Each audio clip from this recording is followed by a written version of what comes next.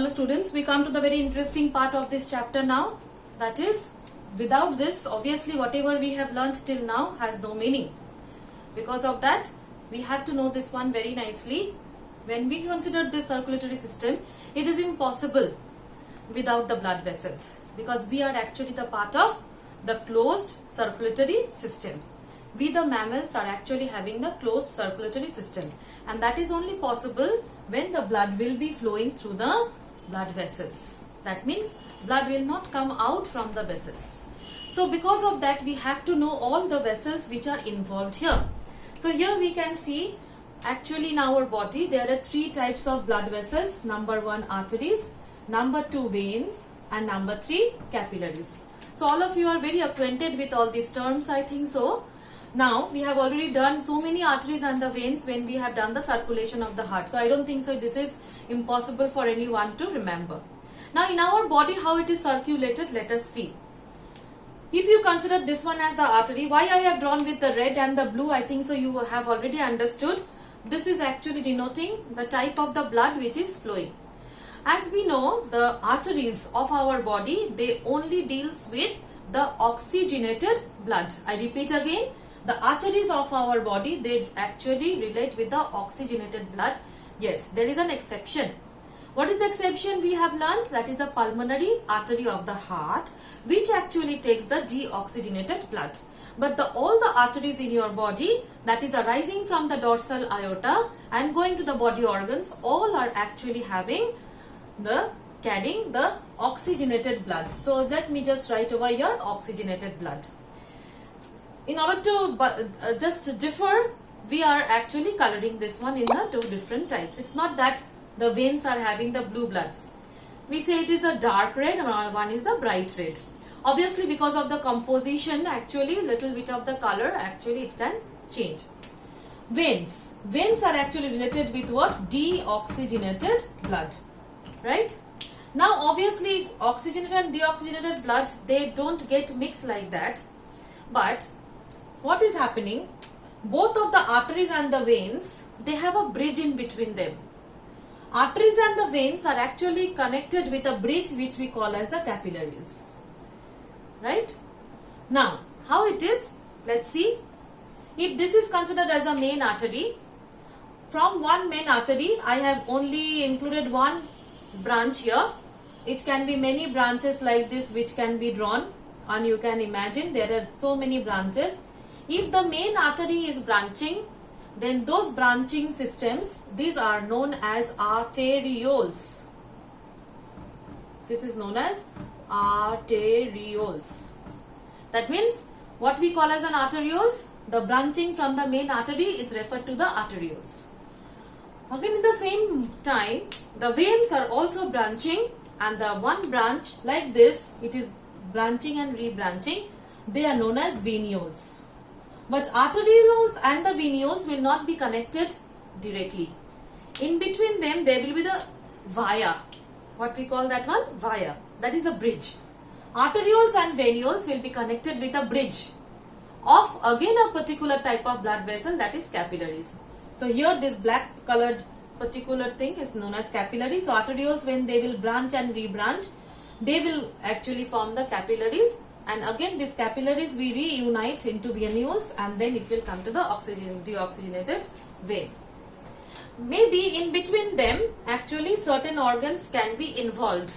Maybe in between them the certain organs can be involved. Like suppose if you talk about that organ stomach.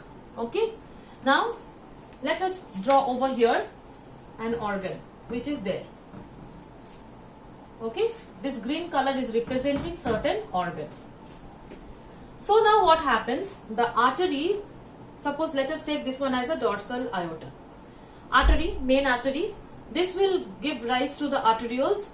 Few arterioles will reach up to the organ, and when it reach up to the organ, it will break down into capillaries. As it is breaking down into capillaries, this organ will be able to get all the nutrients, oxygen, and whatever it has to get, because from the capillary walls the nutrients can easily pass to the organ, oxygen can easily diffuse to the organ, And again, the organ, according to its own metabolic activities, it can release even the carbon dioxide also. This is again picked up by this capillary. It will get diffused in the capillary, and this one will come to the venules, and it will come to the vein. Obviously, it will relate to the vena cava. So that means over here what happens? When the blood is flowing through these arteries, nothing can get diffused out. When the blood is flowing from here, nothing can get diffused out. It cannot move out. This is not possible. If it is coming to the arterioles, then also the things cannot move out. This is not possible. But yes, if it is coming to the capillaries, then whatever it is needed, it can move out. That means in this particular part, we can say diffusion taking place. Diffusion takes place. Hope I am clear here. Diffusion will take place on either side. Something will be moving out from the capillary, something can get inside to the capillary. What will get outside? Obviously the nutrients which it is carrying, obviously the oxygen, and what can move out inside the capillary from the organ? Carbon dioxide, excretory materials, maybe the organ which is a kind of a endocrine organ that can also release hormones, that will also released in the capillary directly in the blood. We have already learned little bit. And then it will move out. So this is how actually in our body the blood vessels are working. But we have to know the section of the blood vessel over here. What is meant by a section of blood vessel? Suppose you cut this particular part.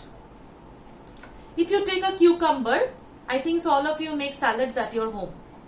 If you take a cucumber, or if you consider this one only over here, and you cut this one into small slice. I think so you know how to cut the cucumber.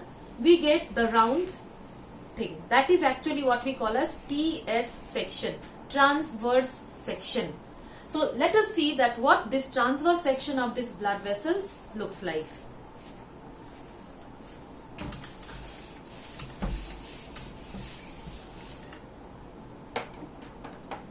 So first of all I will do with the red one, that is I want to show you all the arteries. If you see the arteries are actually having thicker walls, and it is a kind of a tube-like structure where inside part will be empty. The empty part is actually known as lumen, right, through which the blood will flow. And actually this kind of blood vessel has three layers, three muscular layers. It is made of muscles. It is actually made of three muscular layers. Number 1 is outer, number 2 is middle, number 3 is inner. So let me write over here, that is the outer layer, which is termed as tunica externa. Number 2 is termed as tunica media, middle layer, and number 3 is termed as tunica interna, that is the internal layer. So these words actually will help you to understand which is actually related with what layer. Tunica interna can also be called as endothelium layer. So now the blood, when it will flow, you know the blood is actually flowing from this particular clear space, that is the lumen. What is seen in case of the artery, all these three layers are actually the muscle layers. They are actually forming a thick muscular layer. Thick muscular layer. So this thick muscular layer, if it is there, then the lumen will be narrow. Right? Why? Because we have already learned that the main oxygenated blood, it is pumped by the heart ventricles and it is passing through the dorsal aorta. That means it is requiring a lot of pressure. A lot of pressure is involved over here, and huge pressure is actually applied along the arterial walls.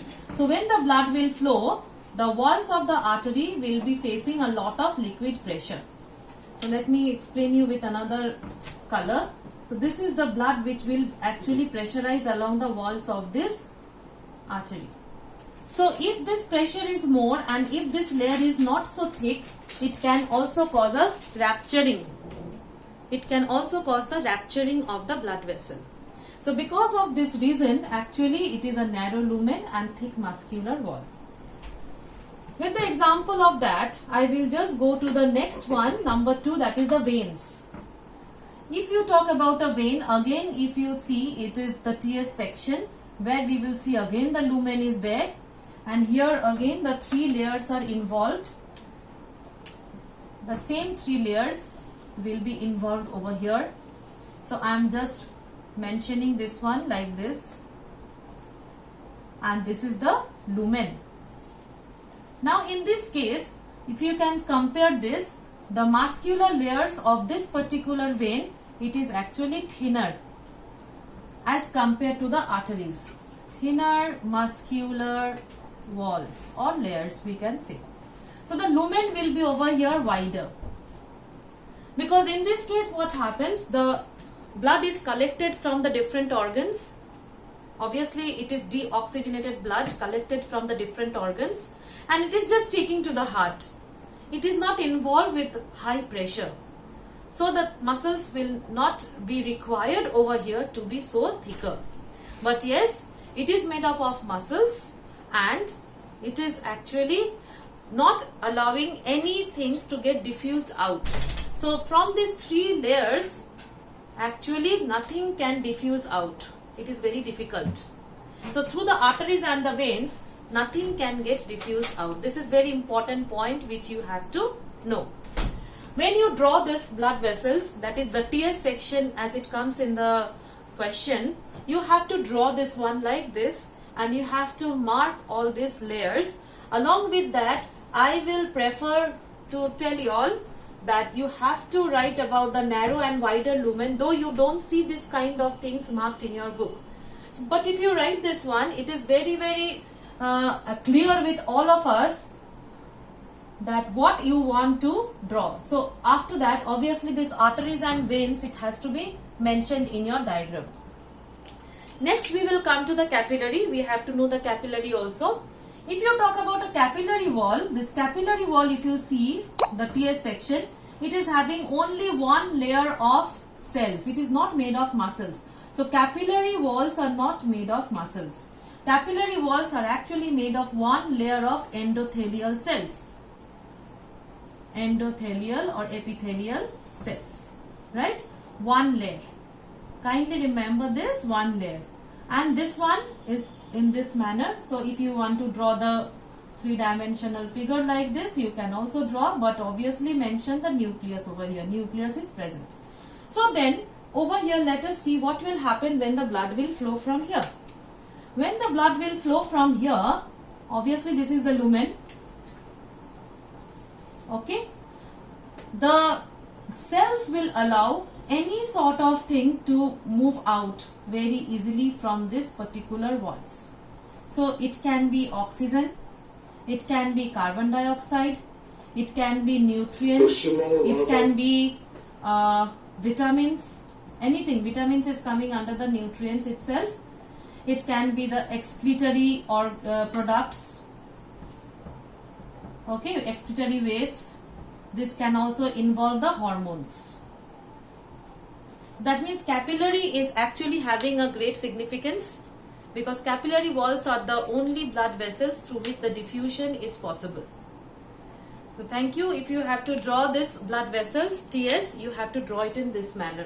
I hope this video will be beneficial for you all, and kindly repeatedly you see the video in order to learn this all blood vessels in a proper manner.